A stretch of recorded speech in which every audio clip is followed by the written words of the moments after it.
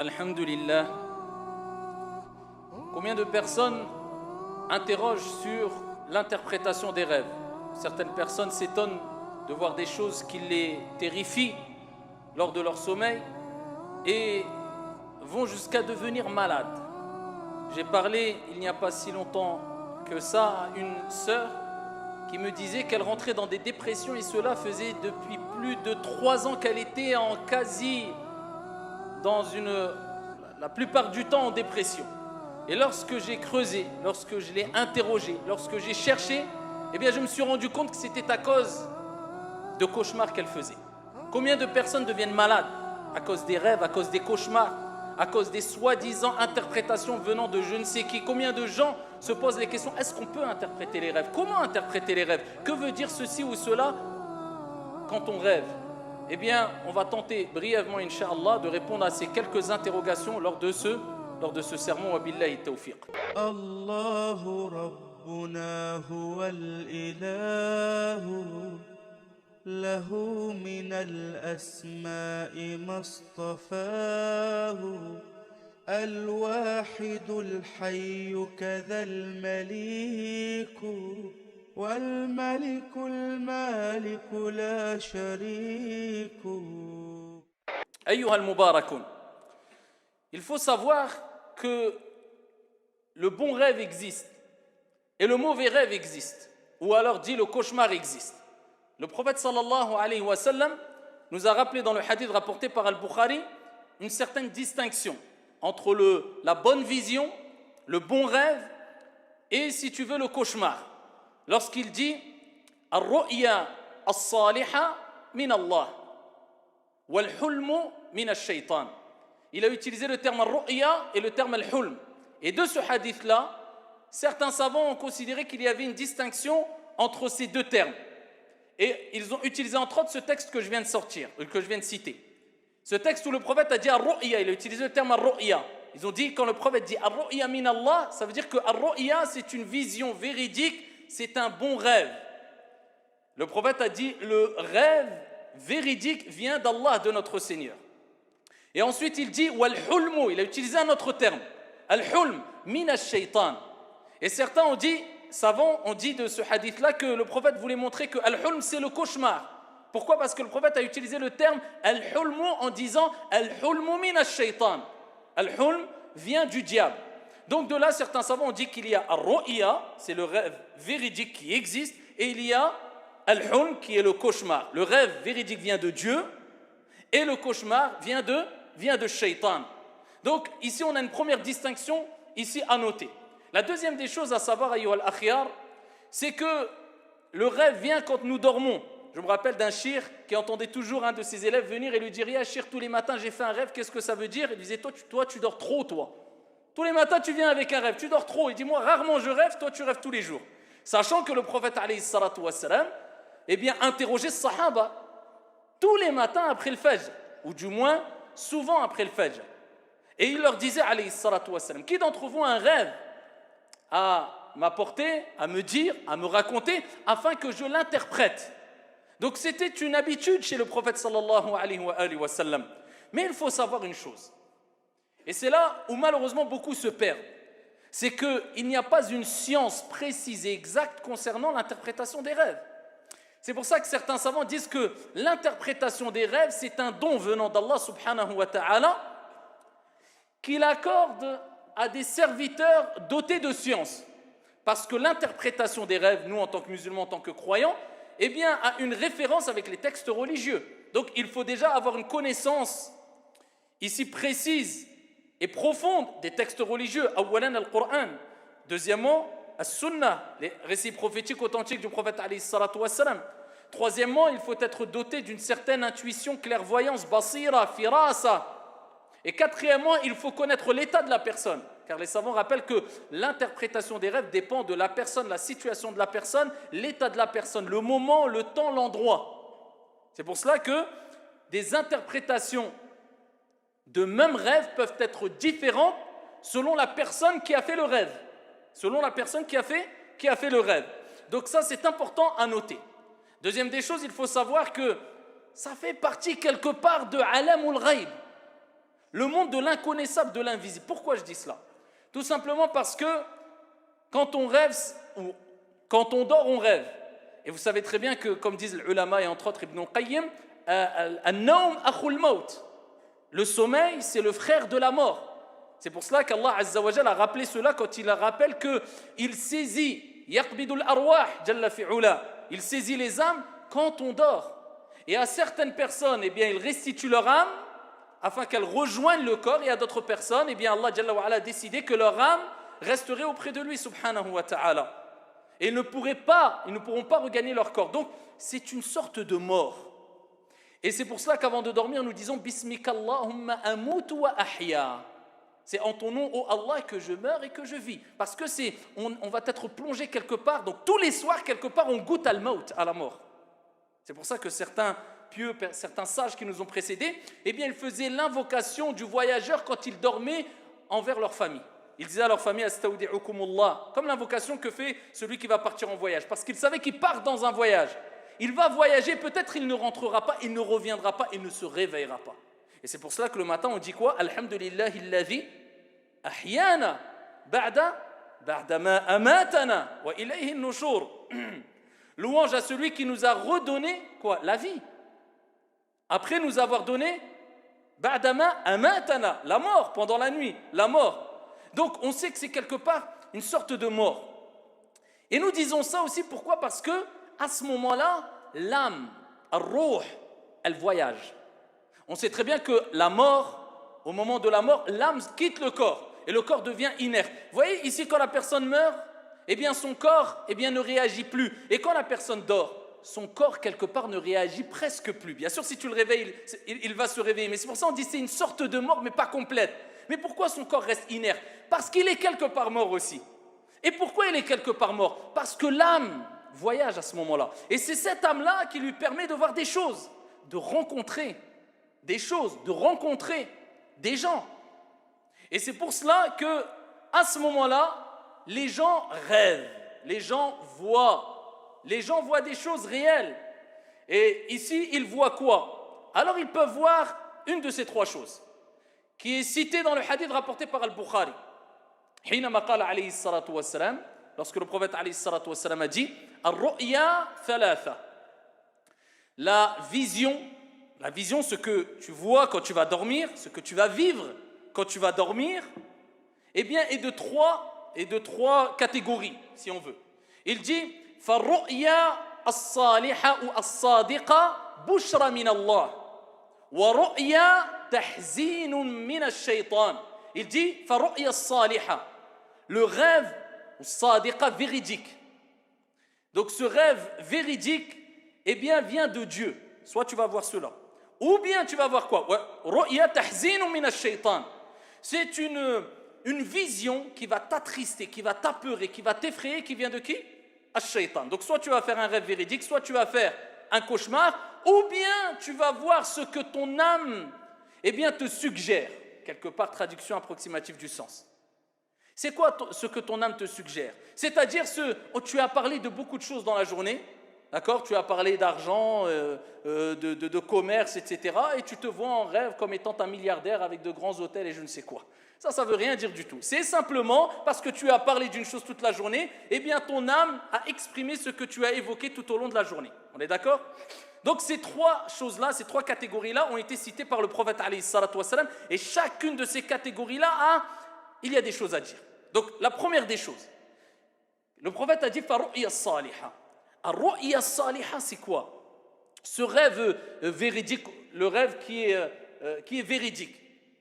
Le prophète sallallahu alayhi wa sallam nous rappelle dans un hadith que le rêve véridique, c'est une partie parmi les 45, et dans une autre version 46 parties de la prophétie. D'accord? C'est une partie de la prophétie, le rêve véridique. Le prophète sallallahu alayhi wa sallam nous rappelle que celui qui voit quelque chose, comme dans le hadith rapporté par An-Nasa'i, en rêve, de bien cela vient d'Allah, qu'il remercie Allah et qu'il ne le raconte qu'à ceux qu'il aime. Donc on voit que c'est une partie de la prophétie, et qu'il ne faut raconter ces rêves bons qu'à ceux que tu aimes. Pourquoi? Parce que si tu racontes à n'importe qui ton rêve, il peut avoir le mauvais œil qui te touche, quelqu'un qui soit jaloux.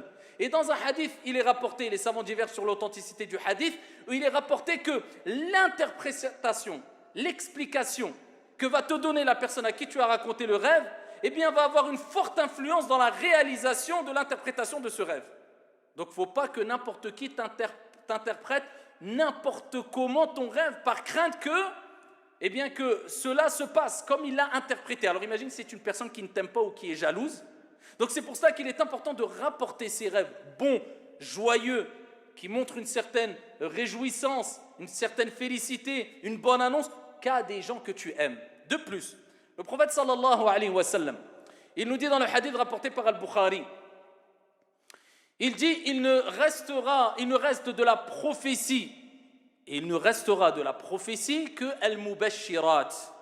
Vous imaginez que c'est quelque part, là on parle d'une chose qui a une relation, une alaqa avec quoi? La prophétie, al-nubuwa. Donc est-ce qu'on peut jouer avec cela, avec ce sujet-là, avec ce domaine-là? On ne peut pas jouer avec. Le prophète il dit c'est une partie parmi les 45 parties de la prophétie, et dans ce hadith de Bukhari, le prophète sallallahu alayhi wa sallam, il dit il ne reste de la prophétie que al-mubashirat. Donc les bonnes nouvelles, les bonnes annonces, d'accord? Et ils ont dit, c'est quoi? C'est qui al-mubashirat? Ya Rasulallah, ceux qui vont annoncer les bonnes annonces, les bonnes nouvelles. Et là le prophète sallallahu alayhi wa sallam a dit, le ar-ru'ya as-sadiqat, donc le rêve véridique. Donc le rêve véridique est porteur de bonnes annonces. Et ça fait partie de quoi? Il ne restera de la prophétie. Vous imaginez la relation qu'il y a. Donc on peut dire l'interprétation des rêves entre réalité et délire. Il y a une part de réalité, parce que le prophète le dit clairement, mais il y a un délire, comme on va le voir par la suite, incha'Allah, tabaraka wa ta'ala. Donc, le prophète sallallahu alayhi wa sallam nous rappelle que les rêves, on doit les raconter qu'à ceux qu'on aime. Et le prophète sallallahu alayhi wa sallam, dans un hadith rapporté par Al-Bukhari, il dit que parmi les plus graves et les plus énormes des péchés, il cite plusieurs choses, et entre autres, le fait de dire que vous avez vu quelque chose, qu'une personne a vu quelque chose dans un rêve alors qu'il ne l'a pas vraiment vu. Ça fait partie de l'kaba'ir. Et ça, c'est une chose à noter aussi. Parce qu'il y a des gens qui aiment raconter de belles choses. J'ai vu dans le rêve, le prophète est venu me voir, ou j'étais au paradis. Ou alors, parce que vous savez très bien, ici, il faut mettre l'accent sur ça, parce que nous, malheureusement, parmi les mauvais proverbes qu'on a hérités, dus à peut-être certains manquements qu'on connaît dans la communauté, le téléphone arabe, c'est très bien que quand on raconte lors de notre vivant des histoires, on a tendance à rajouter. Faites attention à ne pas le faire avec les rêves. Et même lors de votre vivant, quand vous avez les pieds sur terre. Mais bon, dans les rêves, ça fait partie des grands péchés. Certains vont dire, j'ai fait un beau rêve, c'est une réalité, mais il aime bien rajouter des morceaux de puzzle qui n'existent pas et qui ne font pas partie du puzzle pour embellir l'histoire. Attention, le prophète, il dit, ça fait partie des plus énormes des péchés. Donc quelqu'un qui a vu quelque chose, il le dit à celui qu'il aime. Et il remercie Allah comme le prophète alayhi salatu wassalam l'a dit. Et celui qui n'a pas vu une chose, qu'il se taise.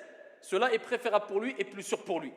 Donc, ar-ru'yatu as-saliha, ar-ru'yatu as-sadiqa, donc le rêve véridique, c'est quelque chose qui existe et c'est quelque chose qui est porteur d'une bonne annonce. Il y a la deuxième des choses. C'est le prophète alayhi salatu wassalam a dit wa ru'ya tahzinu min ash-shaytan. C'est quoi tahzinu min ash-shaytan?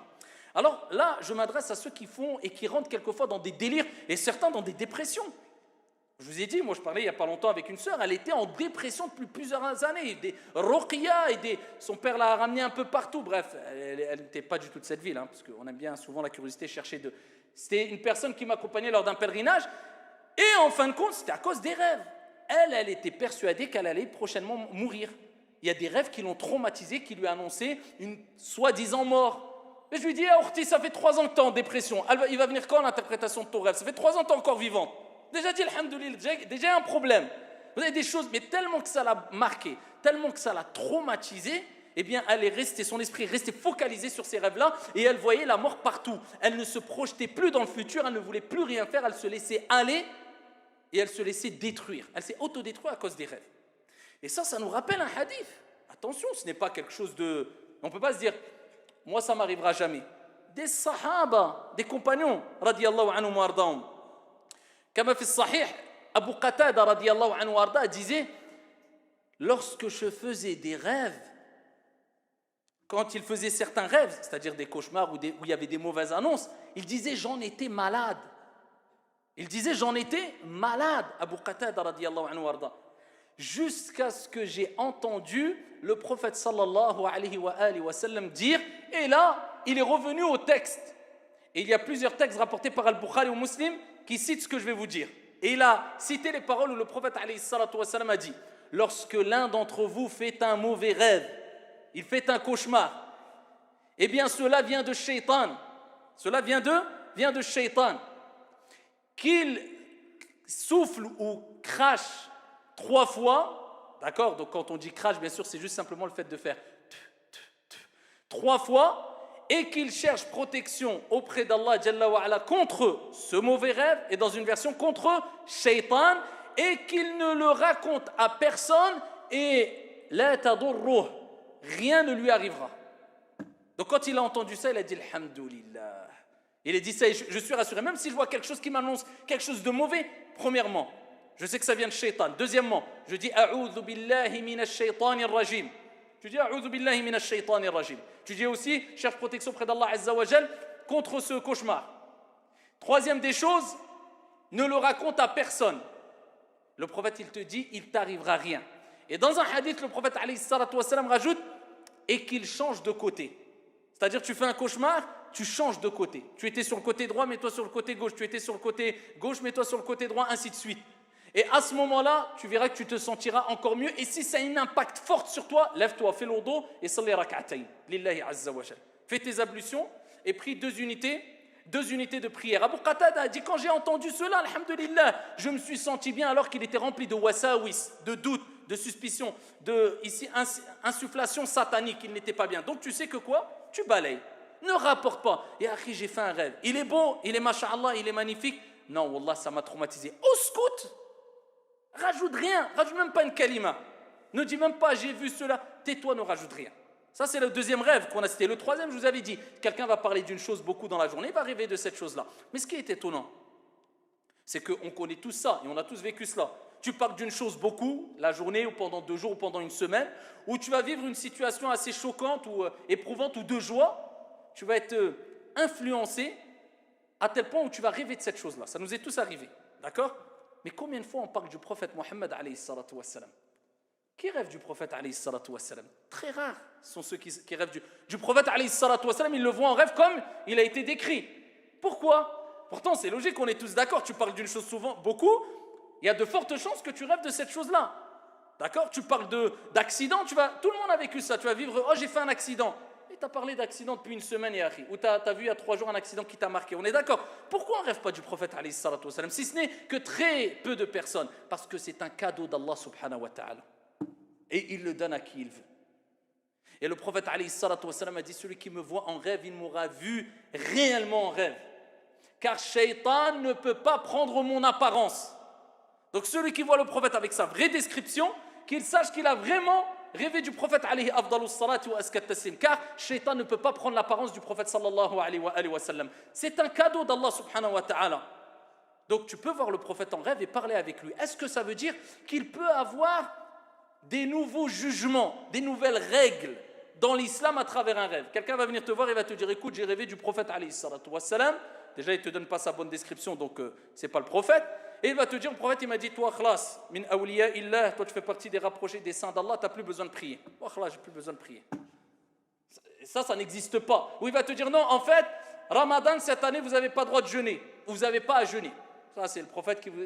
Moi j'ai vu ça dans un rêve. On ne prend pas en considération, car les rêves ne peuvent pas provoquer un nouveau jugement, une nouvelle règle juridique, car Allah Jalla wa Ala a dit Al-yawma akmaltu lakum dinakum wa atmamtu alaykum ni'mati wa raditu lakum al-islam dina. Allah il a parachevé cette religion. Ça y est, c'est fini. Donc ne te prétends pas être prophète, il n'y aura plus de prophète après le prophète Mohammed alayhi salatu wassalam. Et la religion elle est complète, c'est-à-dire il n'y aura pas de nouvelles règles inventées par je ne sais qui à travers un rêve. Donc il faut être clair par rapport à cela. Et deuxième des choses, voir le prophète c'est une réalité, mais tu peux voir aussi d'autres personnes. Comme l'a mentionné Ibn Qayyim rahimahullah ta'ala et d'autres. Ici les âmes quittent quelque part leur corps et voyagent. Et c'est pour ça que tu peux rencontrer des personnes qui sont décédées.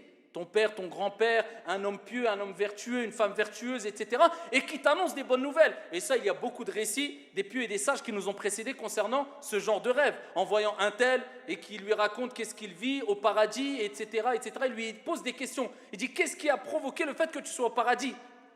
Et ça, il n'y a pas de mal de prendre en compte si le rêve, il est clair, il n'a pas d'ambiguïté, il a un début et il a une fin. Donc ici, il va lui dire, c'est parce que j'ai fait telle action, comme certains pieux prédécesseurs, il est rapporté qu'il disait, je suis au paradis par la cause de Surat al-Fatiha que j'apprenais aux enfants. Il y a un parmi les pieux qui nous ont précédés qui a vu ça. Il dit, c'est ça qui m'a mis au paradis. Et il a raconté ça aux gens. Ça, c'est une réalité, c'est possible. Parce que les âmes se visitent et les âmes se croisent. Soit quand les personnes sont décédées entre eux, ou soit quand les personnes dorment et ils peuvent rencontrer des gens qui sont décédés, etc. et échanger avec eux. Ça, c'est possible et c'est une réalité. Par contre, pour terminer, il faut savoir que l'interprétation des rêves, comme j'ai dit en introduction, elle n'est pas donnée à n'importe qui. Et on ne doit pas chercher à se faire interpréter tous nos rêves. Parce que l'islam, c'est quelque chose de simple et de clair. Le prophète nous a pas rendu les choses compliquées. Allah, Jalla wa Ala, nous a pas rendu les choses compliquées, c'est-à-dire il y a des rêves, ils veulent dire quelque chose, et si tu ne l'interprètes pas, il risquerait de t'arriver un malheur. Non, le prophète, qu'est-ce qu'il dit? Tu fais un beau rêve, raconte-le à quelqu'un que tu aimes, et c'est une bushra, une bonne annonce d'Allah Azza wa Jal, remercie Dieu. Tu as fait un mauvais rêve, qu'est-ce que tu fais? Tu te tais. Et il ne t'arrivera rien. C'est aussi simple que ça. Maintenant, quand tu fais un beau rêve, et si tu connais une personne de science à qui Allah a donné ce don-là, et il est connu pour interpréter les rêves à travers Al-Kitab, ou As-Sunnah, à travers le livre de Dieu et la Sunnah prophétique, il n'y a pas de mal de lui rapporter ce rêve-là. Et rappelle-toi que les rêves ne veulent pas toujours dire la même chose. Ça ne veut pas dire toujours la même chose. C'est pour ça que le prophète interprétait quelquefois le même rêve de manière différente selon le cas, la situation et la personne. Donc vous voyez qu'on ne peut pas interpréter les rêves comme ça. Ou alors des gens disent, il y a le livre d'Ibn Sirin, rahimahullah ta'ala, ce grand savant, ce grand ascète, Allah lui a ouvert cette porte de l'interprétation des rêves, certes. Mais est-ce que ça veut dire que ce qu'il a dit Ibn Sirin, et ce n'est pas son livre à lui, mais c'est ses propos à lui pour la plupart, eh bien on peut les généraliser? Non, pourquoi? Parce qu'on a dit un rêve s'interprète de différentes manières selon les personnes. Et deuxième des choses, ce n'est pas parce que tu vois une chose qui te paraît mauvaise dans un rêve que c'est mauvais. Je vous donne un exemple. Vous savez que le prophète alayhi salatu wa salam, à titre d'exemple, il dit Ma asfala min al-ka'bayn min al-izar fa finnar. Ce qui descend comme vêtement en dessous des chevilles, eh bien c'est en enfer. Alors la majorité des savants disent que c'est ceux qui le font avec orgueil, et surtout à l'époque du prophète alayhi salatu wa salam, c'était une forme c'était une tenue ou une manière de montrer sa prestance et sa richesse. Donc certains disent que maintenant c'est plus le cas, etc. Mais la majorité disent qu'il n'y a pas de mal de le faire en dessous les chevilles, tant que cela n'est pas fait par orgueil. Je ne rentre pas dans les détails, d'accord? Mais si quelqu'un, par exemple, va voir une autre personne dans un rêve, avec des vêtements qui tombent sous les chevilles, qui traînent, s'il prend que ce hadith-là, peut-être il va dire, oh là là, j'ai vu un tel avec son vêtement qui traîne, le prophète a dit ça dans le hadith-là, ça veut dire que c'est un mubtadi'. Surtout aujourd'hui où ça dégaine à fond, hein, et rapidement aujourd'hui les termes. Donc il va dire, j'ai lu un hadith, comme les gens qui disent, il y a un dalil mon frère. Il prend juste un dalil, le reste c'est de côté. Qu'est-ce qu'il va dire? Logiquement, il y a un hadith, ça veut dire ce que ça veut dire. Au pire, au mieux il va avoir su'adhan. Il ne va pas se prononcer, mais vous savez que le prophète sallallahu alayhi wa sallam, il a vu dans son rêve Omar ibn al-Khattab radiyallahu anhu warda avec son vêtement qui traînait par terre et qui était large et long. Et le prophète alayhi salatu wassalam, il a interprété ce rêve en disant, ça c'est la grande religion qui englobe Omar ibn al-Khattab radiyallahu anhu warda, c'est-à-dire dans le sens pour montrer la grande pratique religieuse et la grande relation que Omar ibn al-Khattab a avec la religion. Vous voyez, ça n'a rien à voir. Le prophète a rêvé de lait. Qu'est-ce que ça a à voir le lait avec al-ilm? Le prophète, il a rêvé qu'il buvait du lait jusqu'à ce que le lait est sorti de sous ses ongles. Et ensuite, il a donné à boire le lait à Omar ibn al-Khattab radiyallahu anhu warda. Et le prophète a dit, le lait désignait al-ilm, la science. Le prophète alayhi salatu wassalam, à Uhud, il a rêvé qu'il y avait ici une fente, quelque part une brèche, dans une vache et dans une épée. Et il a dit, ça rappelle qu'il va y avoir des morts dans ma famille et chez les compagnons radiyallahu anhum wa ardahum. Et ici, il dit parce que la vache, c'est un animal qui apporte énormément de bien et dont on tire énormément de profit tels sont les compagnons qui ont énormément de biens, et s'il y a une sorte de brèche, c'est qu'il y aura une brèche dans les compagnons, lors de la bataille, des compagnons vont mourir. Vous savez, où on va réussir à interpréter ça, nous? ولكن الرسول عليه الصلاة والسلام هو الذي لا ينطق عن الهوى إن هو إلا وحي يوحى. Ne parle pas poussé par sa passion, c'est une révélation émanant de son Seigneur Tabaraka wa Ta'ala. Donc, en conclusion, ne vous précipitez pas dans l'interprétation des rêves. L'interprétation des rêves aujourd'hui, c'est entre délire et réalité. Il y a une part de réalité. Pour sortir apaisé, tranquille des rêves, peu importe le type de rêve, on a donné la solution. Et si quelqu'un veut faire interpréter ses rêves, qu'il le fasse auprès des gens de science et des gens qui l'aiment. Je terminerai avec le hadith. Vous savez très bien que les rêves reviennent beaucoup dans des histoires de prophètes, et entre autres Youssouf alayhi salam. Et Youssouf alayhi salam, quand il a dit dans surat Youssouf, Ya abati, ra'aytu, il a vu dans son rêve, ahada ashara kawkaban wa shamsa wal qamara, ra'aytuhum li sajidin.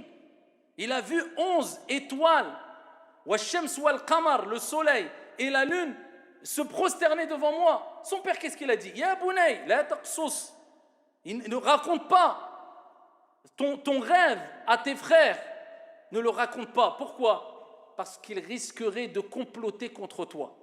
La preuve que quand on fait un beau rêve, on ne le raconte pas à des gens qui risqueraient de nous causer du tort par jalousie à travers l'interprétation, leur interprétation du moins du rêve, ou à travers le fait qu'ils ont une certaine haine qui se dégage de leur œil et qui provoque le mauvais œil. Wallahu ta'ala a'la wa a'lam wa ahkam. Hada wa sallu wa sallim wa rahimakumullah.